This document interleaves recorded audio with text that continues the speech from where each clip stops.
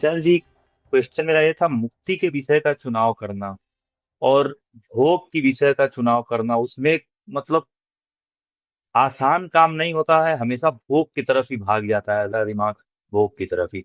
इसमें सामंजस्य कैसे बनाएं और मुक्ति की दिशा में प्रयासरत कैसे रहें, हमेशा वो स्थिति कैसे बनाए रखें। देखिए, मुक्ति की पहचान ये होती है कि वो हमेशा कुछ तोड़ेगी।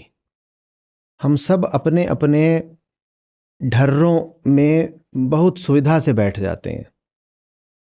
वो जो ढर्रे होते हैं वो मौत के ढर्रे होते हैं। ठीक है, मैं बहुत सूक्ष्म उदाहरण दूंगा तो फंसेगा, तो मैं बहुत स्थूल उदाहरण ही दिए देता हूं। देह का देह का आकार भी एक ढर्रा है, एक ढर्रा है। ठीक है, अब मान लीजिए मेरी बाह है या आपकी बाह है। हमारी बाह एक आकार ले चुकी है। अब हमें उस आकार से कोई तकलीफ तो हो नहीं रही है, नहीं हो रही है ना। काम तो चल ही रहा है। भले ही वो जो आकार है वो न तो स्वास्थ्य का सूचक है, न सौंदर्य का।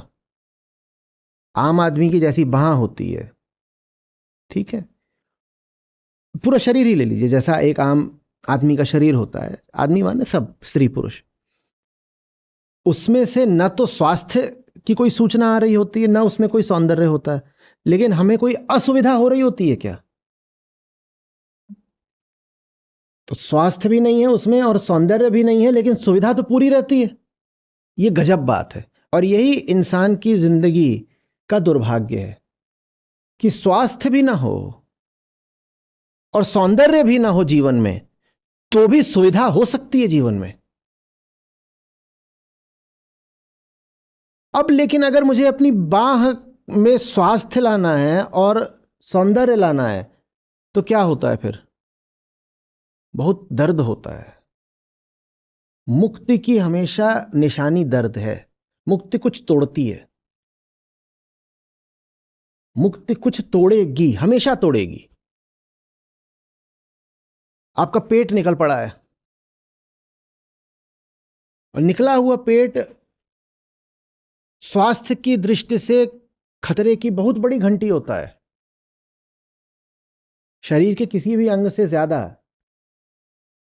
पेट की महत्ता होती है ना। सब कुछ तो उसी में घुसा हुआ है।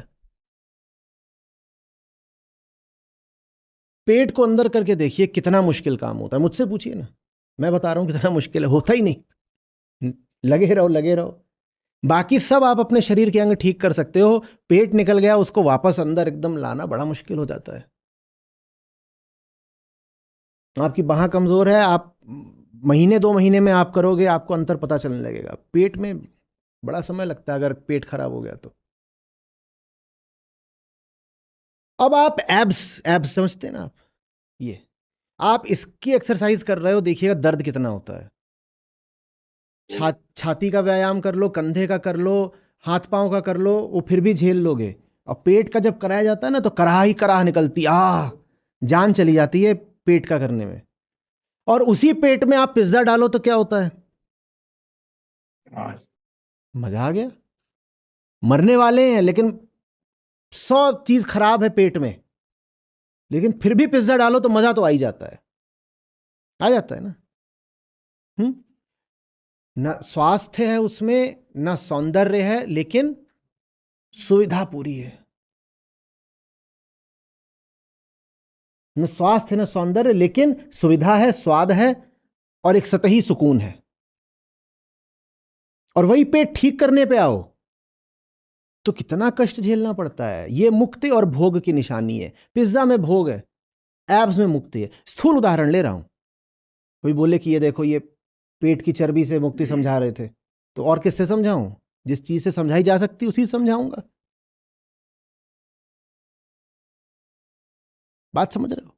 मुक्ति का अर्थ ही होता है किसी चीज का टूटना। वो बुरी लगेगी ही लगेगी।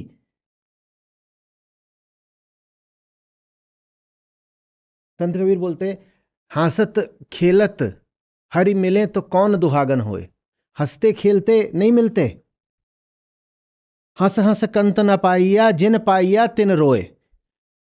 तो ये जो आप के आदर्श होते हैं ना, स्माइलिंग, और आपके जितने आदर्श हैं, आप उनकी फोटो देखिए कभी भी, वो क्या कर रहे होते हैं हर समय? वो हंस ही रहे होते हैं।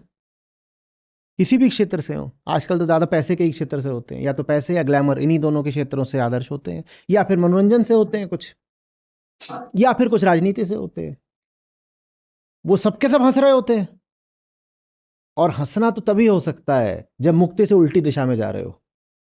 मुक्ति की दिशा में कोई आपको हंसता हुआ नहीं दिखाई देगा। वहां तो ऐसा होता है कि दांत भींच करके बस किसी तरह डटे हुए हो कि गिर ना पड़ो। मजा तो नहीं आ रहा होता मुक्ति की दिशा में। और भोग में तो पिज्जा तो मजा ही मजा आ रहा है, पेट भले ही उससे आधा इंच और बढ़ जाएगा सुबह, लेकिन मजा तो आ गया, रात तो गुलजार हो गई। सुबह जो होगा देखा जाएगा, क्या करना है। मुक्ति उल्टी होती है। जब आप कर रहे होते हो एब्स, तो उस वक्त तो लगता है जिंदगी खराब है। आधा घंटा, आप आधा घंटा करो, आधे घंटे में लगता है जान निकल गई, क्या हो गया मेरे साथ। लेकिन सुबह थोड़ा बेहतर लगता है। रात में आप करो ये, 1-2 घंटे के लिए ऐसा लगेगा जिंदगी इससे बुरा कुछ हो नहीं सकता था मेरे साथ जो अभी अभी हुआ है। लेकिन सुबह बेहतर लगता है।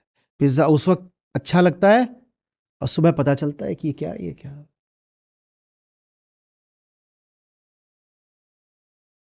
ये भी किसी ने बोला, मैंने कहा ये क्या है, इसमें ऐसा निशान था बहुत बड़ा स्माइल का। बोला स्माइल पे मत जाना, रात की स्माइल से सुबह की पाइल्स तक है ये। अभी की स्माइल है, सुबह कुछ और है।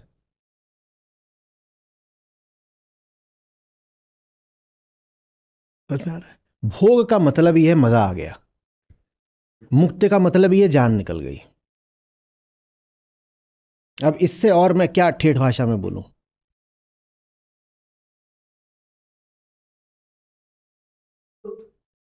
आचार्य जी, समय के साथ ये काम, मुक्ति वाला काम भी आनंद देने लगता है क्या? जैसे एग्जाम्पल देंगे, शुरुआत में जैसे रात में सत्र अटेंड होना शुरू हुआ तो इतना आधा घंटा 1 घंटा बैठना भी बड़ा मुश्किल हो जाता था, सोने का होता था, भाग ही जाता था। लेकिन अब सत्र का इंतजार होता है और नींद आती ही नहीं है। सत्र खत्म आपके जाने के बाद जब ये होने लग नींद जाए तो नहीं आती। समझिए कि अब समय आ गया है और ऊंची चुनौती स्वीकार करने का। क्योंकि बिल्कुल ऐसा हो सकता है कि आपने पेट का व्यायाम शुरू करा, तो 15-20 दिन तो जान निकली रही, फिर धीरे धीरे शरीर ने अपने आप को उसके अनुकूल बना लिया। तो इसका मतलब यह है कि अब आप अपने ट्रेनर से बोलिए कि साहब, अब मजा आना शुरू हो गया है, तो अब अगले स्तर की दीजिए, अगले दीजिए। तो फिर रुकना कहां पे, रुकना कहीं नहीं है। ऐसा हो जाना है कि बाहर कष्ट झेलने की क्षमता बढ़ती जाए और बढ़ती जाए, कि भीतर आप सुकून में रहो भले ही बाहर कष्ट चल रहा है। ये मुक्ति है। यही तो हो गई ना, बाहर के कष्ट से मुक्ति। तो और कड़ा तुम हमको व्यायाम कराते चलो, तो फर्क क्या पड़ रहा है। दुख तो व्यायाम में पहले भी होता था, दुख अभी भी हो रहा है, क्योंकि पहले आपको हल्के व्यायाम में दुख हो जाता था। जब हल्के व्यायाम में आपको तकलीफ होनी कम हो गई तो आपने क्या बोल दिया, वेट्स बढ़ा दो, रेप्स बढ़ा दो, एक्सरसाइज चेंज कर दो। तो दुख तो आपको अभी भी हो रहा है, बस पहले इतना था कि 10 किलो में हो जाता था, 10 किलो के वजन में, अब आपने वो 40 किलो करवा लिया है, तो दुख तो बराबर का हो रहा है। तो फिर आपने तरक्की क्या करी, तरक्की ये हुई कि पहले 10 किलो में जो दुख होता था वो सिर्फ शरीर में नहीं होता था, वो भीतर भी हो जाता था। अब 40 किलो में जो दुख होता है वो सिर्फ शरीर में होता है, भीतर नहीं होता। ये मुक्ति है। मुक्ति इसमें नहीं है कि पहले 10 किलो में दुख होता था, अब 10 किलो की आदत पड़ गई है तो अब 10 किलो में कोई दुख नहीं होता। ये फंस मत जाइएगा कि पहले रात में जगते थे बहुत तकलीफ होती थी, जगाते थे रात में 2 बजे 4 बजे तक तो बहुत तकलीफ होती थी, अब 2 बजे 4 बजे की आदत पड़ गई है तो इसका मतलब ये है हम मुक्त हो गए। नहीं, इसमें नहीं मुक्त हो गए। अब और आगे की चुनौती स्वीकारिए। मुक्त तब है जब बाहर चुनौतियों का स्तर बढ़ता रहे और भीतर बढ़ती हुई चुनौतियों के मध्य भी शांति रहे, वो मुक्ति कहलाती है। और मुक्ति की फिर महानता इसी में है कि वो आपको सक्षम कर देती है बाहर बड़ी से बड़ी और बड़ी और बड़ी उत्तरोत्तर बड़ी चुनौती स्वीकार करने के लिए। मुक्त आदमी को कभी आप चुनौती के एक स्तर पे ठहरा हुआ नहीं पाएंगे। वो कहेगा अब अगला, अब अगला, अब अगला, अब और। अंत कहां पर है, अंत कहीं पर नहीं, क्योंकि अंत हो गया। अंत कहां हुआ, अंत भीतर हो गया है। भीतर जो भोग की चाह थी उसका अंत हो चुका है, भीतर जो सुख दुख का ग्राहक था उसका अंत हो चुका है। तो बाहर अब चुनौतियां अनंत है, वो एक से एक बड़ी चुनौती लेता रहता है, लेता रहता है, लेता रहता है। और एक दिन ऐसी चुनौतियां लेते लेते वो आनंद पूर्वक मृत्यु को स्वीकार कर लेता है। मुझे अब नाम नहीं याद आ रहा है, एक समुद्र शास्त्री थे, ऑस्ट्रेलिया के थे शायद, उनकी अभी पिछले कुछ वर्षों में मृत्यु हुई है। देखिएगा क्या है। तो वो पूरा जीवन यही करते रहे, वो यही सब मछलियों के साथ और सब जो समुद्री प्राणी और समुद्र के भीतर जो कोरल रीफ्स और ये सब अपना वो उनका ही अध्ययन करते रहे, और काफ़ी खतरनाक सा उन्होंने जीवन जिया था। अंततः उनकी मौत कैसे हुई थी? जो स्टिंगरे मछली होती है, स्टिंगरे, उसकी ऐसे एक सींग सी निकली होती है, अंततः वो उनके छाती में घुस गई सीधे, उनका हार्ट पंक्चर हो गया, उनकी वही वही करते हुए मृत्यु हुई, वही करते हुए मृत्यु हुई जो उन्होंने जीवन भर करा था, जो उन्हें सबसे ज़्यादा प्रिय था। बोले क्या रुकना क्या है। मैं छोटा था तो मेरे पिताजी मुझे ला के देते थे, उसमें एक विश्व प्रसिद्ध पुस्तक महल दिल्ली है, उनकी श्रृंखला होती थी, पता नहीं अब आती है कि नहीं, तो वर्ल्ड फेमस, विश्व प्रसिद्ध ऐसे करके श्रृंखला आती थी, जिसमें कम से कम 50-60 अलग अलग किताबें थी और ज़्यादा रही होंगी। तो उसमें विश्व प्रसिद्ध रोमांचक कारनामे, विश्व प्रसिद्ध पर्वतारोही, विश्व प्रसिद्ध ऐसे ऐसे करके रहता था, और विश्व प्रसिद्ध अंतरिक्ष यात्री ऐसे, या विश्व प्रसिद्ध क्रांतिकारी, तो वो किताबें होती थी सबकी अलग अलग, तो उसमें दुनिया में जो कुछ भी हुआ है उससे आपको पता चल जाता था। तो उसमें मुझे मुझे अचंभा भी लगता था और मैं सबसे ज़्यादा आकृष्ट भी होता था, उदाहरण के लिए उन पर्वतारोहियों से जिन्होंने एक चोटी लांघ दी, फिर दूसरी लांघ दी, फिर तीसरी लांघ दी, और अब वो 70 के हो गए हैं, 75 के हो गए हैं, 80 के हो गए हैं, और अब वो कह रहे हैं अभी एक और, अब अगली, अब अगली, और अंततः वो ऊपर ही जाकर के बर्फ में सो गए। क्योंकि किसी न किसी दिन तो अंत आना ही था। हर बार थोड़ी होगा कि आप जाओगे और आपका जो आरोहण है वो सफल ही होगा और सफलतापूर्वक आप शिखर को छू करके वापस भी लौट आओगे। कोई ना कोई तो ऐसा होना ही था कि इस बार गएंगे तो अब नहीं लौटेंगे, तो वो अब आखिरी। वैसे ही नाव पर बैठ करके पूरे दुनिया का चक्कर लगाना, अब नाम मुझे किसी का नहीं याद आएगा पर आप लोग गूगल करिएगा, बल्कि आज अपनी एक्टिविटी रखिए। वो यही कर रहे थे, पहले उन्होंने दुनिया का ऐसे चक्कर लगाया, फिर ऐसे लगाया, फिर इस तरीके से लगाया, फिर और अपने लिए चुनौती बढ़ाई और चुनौती बढ़ाई, और चुनौती बढ़ाते बढ़ाते एक दिन वो सागर में ही सो गए, जबकि वो चाहते तो रुक सकते थे। बोले हर तरह का सम्मान मिल गया, सब लोग जान गए, प्रसिद्धि हो गई, रिकॉर्ड बुक में नाम आ गया, सब तो हो गया, रुक जाओ ना। वो रुके नहीं, बोले और करना है। वैसे ही क्रांतिकारी, ये किया, वो किया, ऐसा किया, वैसा किया। फिर कई ऐसे थे जिन्होंने जब अपने देश में आज़ादी पाली तो उन्होंने देखा कि दुनिया के और कौन से देश हैं जो अभी गुलाम हैं, तो वो उन दूसरे देशों में चले गए वहाँ की क्रांति में सहायता देने के लिए, और उस दूसरे देश में जाके मारे गए। ये बात मुझे अजीब लगे लेकिन बहुत आकर्षक लगे। मैंने कहा ज़िंदगी ऐसी भी हो सकती है। और मैं बच्चा था, तब बहुत छोटा था, चौथी पाँचवीं छठी सातवीं वो उस समय था जब मैं ये सब पढ़ रहा था। ये ज़िंदगी ऐसी भी हो सकती है। ये आदमी रुकता ही नहीं, आदमी नहीं, उसमें महिलाएं भी थीं, भारतीय कम थी।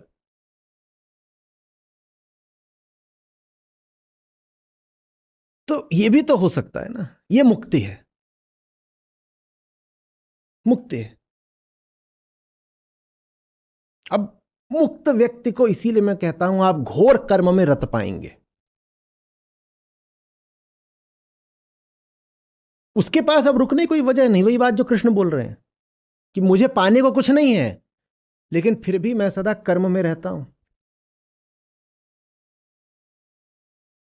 कुछ नहीं है पाने को, क्या है पाने को? जो पाया जा सकता था वो तो उन लोगों ने पा लिया था।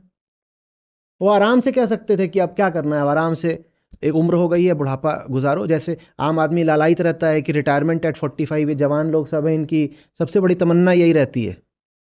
एक से एक इन्फ्लुएंसर घूम रहे हो, बता रहे इतने करोड़ रुपए इकट्ठा हो जाए तो बस मैं रिटायर हो जाऊंगा। और यहाँ मैं इन लोगों को देख रहा हूँ, कोई 85 साल का है, वो क्या कर रहा है, बोल रहा है अब साइकिल चलानी है और यूरोप का सबसे बड़े पहाड़ पे साइकिल लेके चढ़ जाना। वो 85 का है, जाहिर सी बात है वो लौटेगा नहीं, वो नहीं लौटता, वो नहीं लौटता। नहीं लौटा, पर वो अपनी साइकिल लेके चढ़ गया था, बस वो ऊपर ही कहीं जा करके वहीं पर अपना सो गया।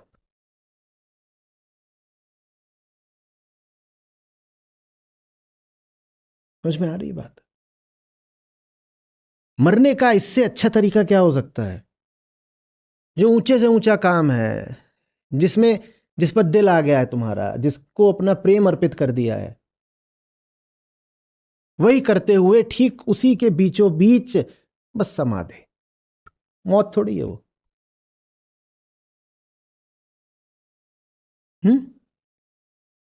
यही तो निष्कामता है। किसी उद्देश्य के लिए काम कर रहे होते तो काम रुक जाता।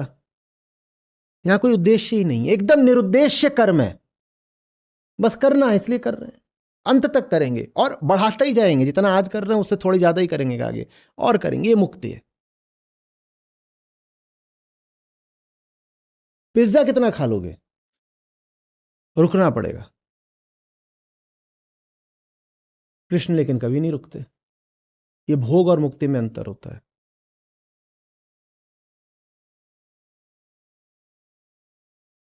कोई पूछे कुछ टारगेट तो बताइए, क्योंकि टारगेट का मतलब होगा वहां रुकना पड़ेगा भाई। लोग सोचते हैं कि जो मुक्त पुरुष है वो टारगेट इसलिए नहीं डिफाइन करता कि अगर डिफाइन कर देगा तो पाना पड़ेगा। बात बिल्कुल उल्टी है। वो अपना टारगेट इसलिए नहीं डिफाइन करता, वो अपना लक्ष्य इसलिए नहीं परिभाषित करता क्योंकि अगर डिफाइन कर देगा तो रुकना पड़ेगा। वो कहता है, क्यों? कहते हैं कि इतना ही करना है, क्योंकि बोल दिया इतना ही करना है तो फिर उतना ही तो करने को मिलेगा ना। वो कहता है ये तो आनंद वाली चीज है, कैसे बता दें कि टारगेट है? टारगेट क्या? अनंत। अनंत। संसारी जब टारगेट बनाता है तो इसलिए बनाता है कि बस किसी तरह इतना कर लो और रुक जाओ। और प्रेमी जब टारगेट नहीं बनाता, जब अपना लक्ष्य सीमाबद्ध नहीं करता, तो उसकी वजह यह होती है, कहता है अगर सीमा बना दी तो उसके बाद करने को नहीं मिलेगा, तो कोई सीमा नहीं है, हमें तो अनंत करना है।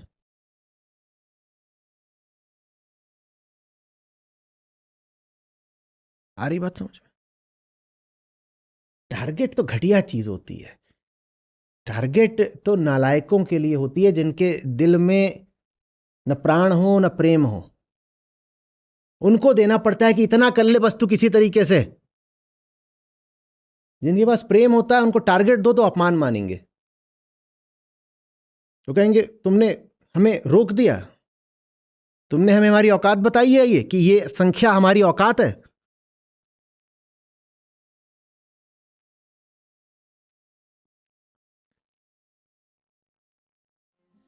गगन मामा बाजिया पड़े निशाने घाव। गगन मामा बाजिया पड़े निशाने घाव। खेत बुहारे सूरमा मोहे मरण का चाव रे साधो, मोहे मरण का चाव। जिस मरने से जग डरे मेरो मन आनंद। जिस मरने से जग डरे मेरो मन आनंद।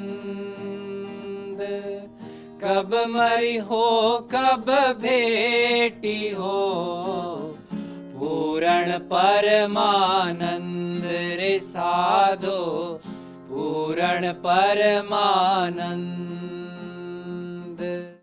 विरह भुअंगम तन बसे मंत्र न लागे कोई। विरह भुअंगम तन बसे मंत्र न लागे कोई। राम वियोगी ना जिए, जिए तो बौरा हो रे साधो, जिए तो बौरा हो। साधो रेख सिंदूर की काजर किया न जाय। साधो रेख सिंदूर की काजर किया न जाय। तन मन में प्रीतम बसा दूजा कहाँ समाए रे साधो, दूजा कहाँ समाए।